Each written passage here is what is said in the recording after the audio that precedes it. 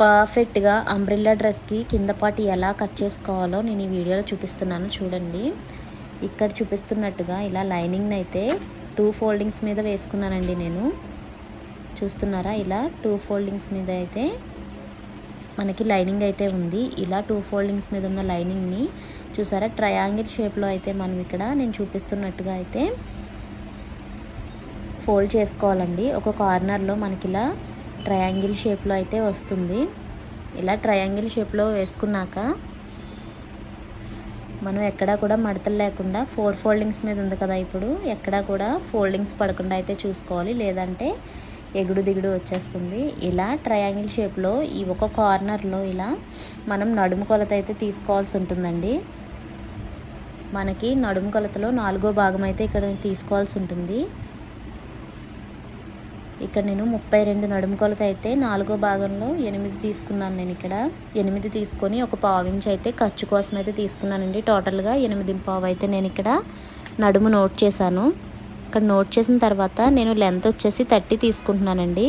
ఆ 30 కూడా మనం ఎక్కడి నుండి మెజర్ చేయాలంటే మన నడుము ఎక్కడైతే మనం మెజర్ చేసామో అక్కడి నుండి కిందకి మన లెంత్ అయితే మనం మెజర్ చేసుకోవాల్సి ఉంటుంది. అది కూడా స్ట్రైట్గా కాదు, మనం టేప్ని నడుము చుట్టూ మనం మూవ్ చేసుకుంటూ కింద కూడా టేప్ని మూవ్ చేస్తూ మనం లెంత్ అయితే నోట్ చేయాల్సి ఉంటుంది. ఇక్కడ మీరు చూస్తే అర్థమవుతుంది.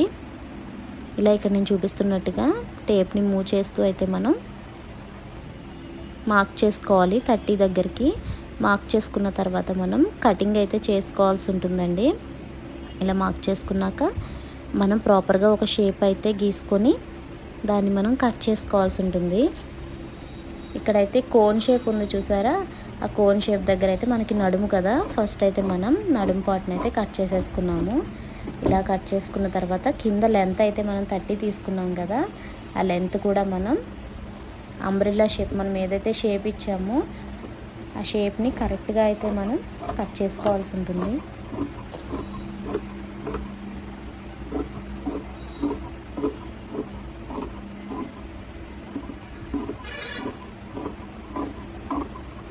మనం మార్క్ చేసుకున్న దాన్ని బట్టి అంబ్రెల్లా కటింగ్ అయితే ఉంటుందండి. చాలా పర్ఫెక్ట్గా అయితే మార్క్ చేసుకోవాల్సి ఉంటుంది. మనం అటు ఇటుగా మార్క్ చేసామా అంబ్రెల్లా మొత్తం షేప్ అవుట్ అయిపోతుందండి. ఎక్కడో దగ్గర క్లాత్ ఎక్కువైపోవడం అయితే జరుగుతుంది. చూసారా ఎంత పర్ఫెక్ట్గా వచ్చిందో లైనింగ్ పార్ట్ మనకి. ఇప్పుడు మనం మెయిన్ పార్ట్ని కూడా ఎలా కట్ చేసుకోవాలో చూద్దామండి. లైనింగ్ పార్ట్తో మనం మెయిన్ పార్ట్ ఎలా కట్ చేసుకోవాలో చూద్దాము. ఇక్కడ నేను శారీని అయితే సేమ్ యాజ్ ఇట్ ఈజ్ ఇక్కడ నేను ఇది వచ్చేసి నేను డబల్ లేయర్ ఫ్రాక్ డిజైన్ చేస్తున్నానండి. దానికోసం నేను సేమ్ లైనింగ్ని అయితే ఎలా నేను 2 పార్ట్స్ తీసుకొని 4 ఫోల్డింగ్ వేసాను, సేమ్ అలానే మెయిన్ ఫ్యాబ్రిక్ని కూడా ఫోల్డ్ చేశానండి. ఎందుకంటే నేను ఇక్కడ డబల్ లేయర్ ఫ్రాక్ని అయితే స్టిచ్ చేస్తున్నాను కాబట్టి.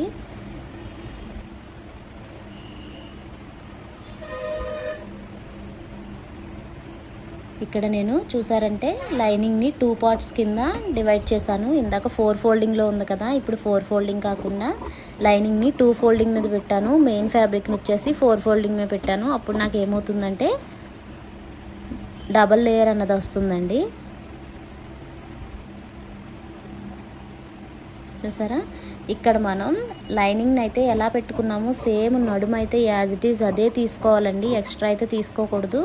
అండ్ కింద పార్ట్ వచ్చేసేటప్పటికి మనం కొంచెం దాన్ని జిగ్జాగ్ అయితే చేస్తాం కాబట్టి ఒక 2 ఇంచెస్ ఎక్స్ట్రానే తీసుకోవాలి. నేను అలానే సేమ్ యాజ్ ఇట్ ఈజ్ తీసుకోకుండా లైనింగ్ మీద కొంచెం ఒక 2 ఇంచెస్ అయితే ఎక్స్ట్రా అయితే కట్ చేసుకున్నాను. గుర్తుపెట్టుకోండి, మీరు కనుక 1 లేయర్ చేస్తారు అనుకుంటే 1 లేయర్కి 2 ఫోల్డింగ్స్ అక్కర్లేదండి. శారీకి 1 ఫోల్డింగ్ మీద అయితే మీరు చేసుకోవచ్చు. ఇక్కడ నేను పర్టికులర్గా 2 లేయర్స్ అయితే క్రియేట్ చేస్తున్నాను కాబట్టి ఫోల్డింగ్ ఇలా వేశాను. ఈ వీడియో కనుక మీకు నచ్చినట్లయితే లైక్ చేయండి. ఇంకా ఏమైనా డౌట్స్ ఉంటే కమెంట్ సెక్షన్లో కమెంట్ చేయండి. Thank you for watching.